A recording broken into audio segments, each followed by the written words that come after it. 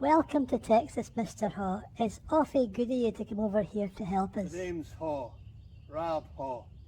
You can call me Rab. Thank you.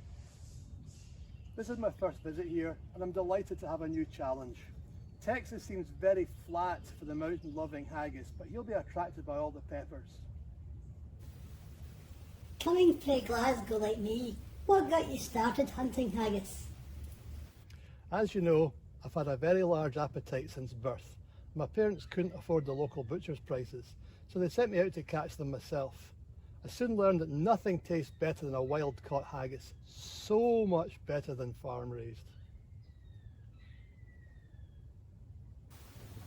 So how are you going to go about hunting the haggis here? Well, firstly, you have to understand the wee beastie. There are several distinct subspecies. The best known is the sonsy-faced Heelan haggis, or Haggis caledonius as it was named by the Romans, with its long left legs and short right ones. But there are many varieties that have made it elsewhere, such as the distinctive red northeastern Haggis doricus, often found in the hills chasing sheep.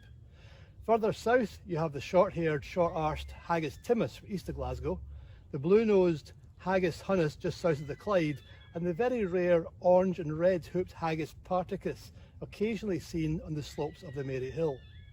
In Ayrshire, Burns would have been more familiar with the black and white striped version, but over here people might confuse those with skunks. I didn't know that. How did they migrate to the New World? The overseas subspecies are mostly descended from the Stornoway floating haggai. They're particularly flavourful and close relatives to the Stornoway black pudding. These would clump together to form rafts to travel the oceans, avoiding steamers and their boilers. There are many different haggai in North America, and I've tried some very strange ones, ranging from rice-fed Louisiana Haggis budanis to overspiced jalapeno-fed Haggis hispanicus to ones that resemble dense English faggots. And dense English faggots are rarely a pretty sight. Early last century, a new mutation turned up, the very intelligent and rare flying haggis, which learned to use human technology to avoid long ocean voyages by sneaking on board planes. This is my first chance to go after this particular beastie, and that's what we'll be hunting today. I can keep a secret. What's in your wee kit bag there? I've brought a carefully designed trap, some malt, a haggis whistle, shortbread and some pepper. We'll start by scouting around the local countryside. Let's go. Here we are, down by the bayou, where buffalo used to roam. This looks close enough to the Spain Strait that the haggai might get a wee bit homesick. Double trails, typical. They have a one-way system so they don't fall over it and bump into each other. I think we've got a trail here. Have a look at this here. You can see the telltale signs. So let's get ready and go for a recce. Now the haggis is very sensitive to the human scent. So first we have to prepare ourselves with some malt whiskey to mask the scent. We'll dab it in our hands and across our bodies.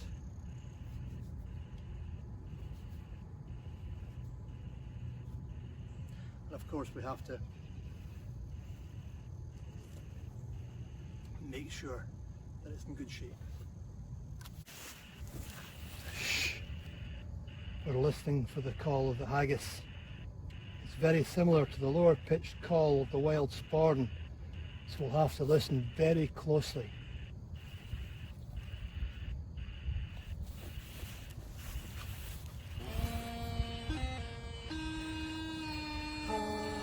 Was that the poor wee haggis there?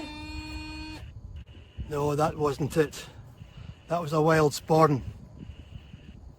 Probably retired over here after years in the service industry. Let's listen some more.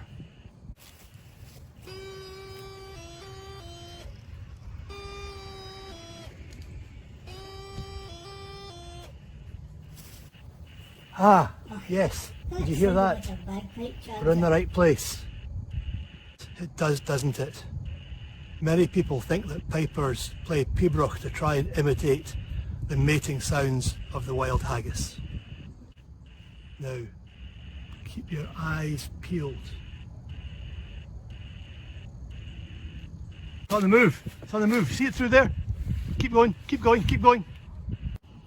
Let's see if we can get closer.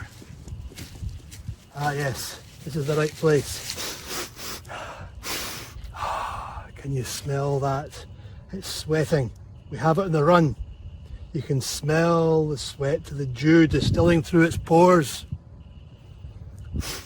Warm, reeking, rich. So we've set the trap here beside its trail. You can see it's all set up, ready to go. The last thing we're going to do is we're going to tempt it out with this patented haggis whistle. It can't resist the sound of the haggis.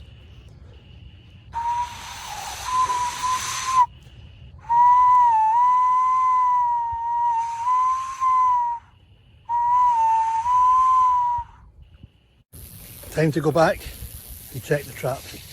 Well, it's just past dusk here now, which is the best time for the haggis hunt. The trap has been sprung. Now, is there anything in it? We've got to be very careful. These animals can be very wild. Oh my goodness, it's rattling. It's trying to get away there. It's trying to get away. We have to be very careful with this one. Definitely. Down here. Calm down. Here we go. There we go. That's a good little haggis. Right, we'll take you back to the chef now. I can't wait to see what you taste like. Well done, Rab. Can't wait to taste it. Just have to make sure. Let's see. Oh yes, this is a good weight. Definitely a good weight. I think we've got a good keeper here, but it's too small. Would have had to release it again back into the wild.